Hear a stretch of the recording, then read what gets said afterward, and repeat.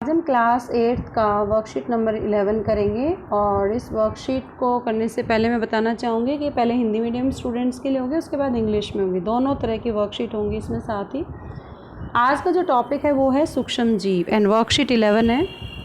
इसको एक एग्जाम्पल के थ्रू बताया गया है। यहाँ पर कल रात रानी अपने भाई के साथ एक पार्टी में गई। वहाँ पर उन्होंने केक भी खाया, पिज़्ज़ा, बर्गर, गोलगप्पे, कचौड़ी, बहुत तरह का खाना खाया। आप भी खाते होंगे जब भी किसी मैरिज या पार्टी में जाते हैं। घर वापस आकर उसके भाई के पेट में बहुत तेज़ दर्द होने लगा और उसके साथ साथ उल्टी, दस्त भी होने लगे। तब उसके पिताजी भाई को अस्पताल ले गए, जहाँ डॉक्टर साहब ने बताया कि उसके भाई को फूड पॉइजनिंग है। ये पॉइंट ध्यान रखना, फूड पॉइजनिंग या खाद्य विषाक्तन हो गया है। रानी कहने लगी, खाना तो हमें ऊर्जा देता है, तो ये विषाक्त कैसे हो सकता है, कैसे जहरीला हो सकता है। आज हम जानेंगे कि खाद्य विषाक्तन या फूड पॉइजनिंग होता क्या है।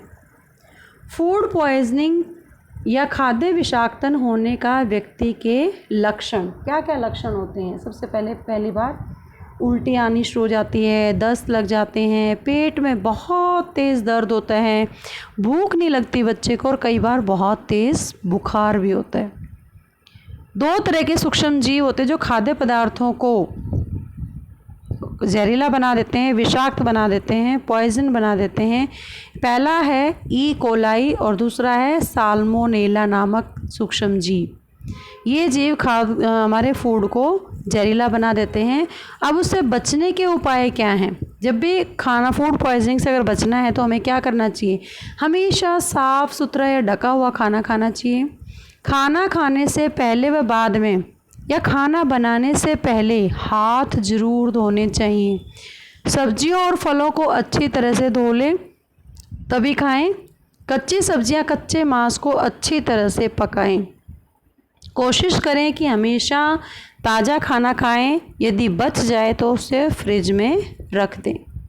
इस वर्कशीट के आधार पर कुछ क्वेश्चंस हैं। पहला, खाद्य विषाक्तन किसे कहते हैं। सूक्ष्म जीवों द्वारा खाद्य विषाक्त कैसे होता है। खाद्य विषाक्तन होने पर मनुष्य के दिखने वाले लक्षण क्या हैं। ये पूरी वर्कशीट में अगर दोबारा पढ़ेंगे आप सारे मिल जाएंगे आपको क्वेश्चंस। दो सूक्ष्म जीवों के नाम बताइए जो खाद्य विषाक्तन के कारण होते हैं। किन्हीं 4 आदतों को लिखिए जिनको अपनाकर हम फूड पॉइजनिंग से बच सकते हैं। तो ये वाला टॉपिक यहाँ से ले सकते हैं। बहुत ही इंटरेस्टिंग वर्कशीट है। Now the time for the English medium student and the today's worksheet is about micro organisms and worksheet number 11. In the there is a interesting example before starting this worksheet. Yesterday Rani went to the party along with her brother. They ate different types of snacks like cake, pastry, noodles, pizza, burger. You have also eaten this type of the food in the marriages or the different parties. After returning home, her brother complained of severe stomach pain, vomiting, loose motions. Her father took her brother to the hospital where the doctor told them that it is due to food poisoning. Rani said, food gives us energy, then how can it be poisonous? Today we will try to learn about food poisoning. Now the concept of today's worksheet is food poisoning. And what is the food poisoning? First of all, food poisoning is caused when we eat stale food which has been spoiled by microorganisms. Sometimes microorganisms that grow on our food produce toxic substances and it can lead to serious illness or even death. Now there are 2 microorganisms that cause food poisoning. One is E. coli, other is Salmonella. And what are the symptoms of the person who is suffering from the food poisoning? Then there are few symptoms. First one is vomiting, pain in stomach and loose motions. Second, loss of hunger and high fever. Now how food poisoning can be prevented? Always eat clean and covered food. Always wash your hands before and after consuming meals. Fruits and vegetables must be washed before use.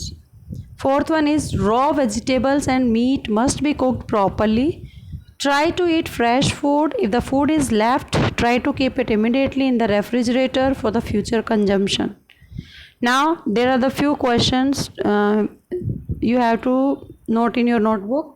First one is, what is the food poisoning? Then it is also written, How do microorganisms cause food poisoning? Name the 2 microorganisms that cause food poisoning. Write 4 habits that can help us to prevent food poisoning. Write 4 symptoms of food poisoning. So I hope you understand the concept of food poisoning and how can we prevent us from this. Keep watching Super Vigyan. Thank you so much.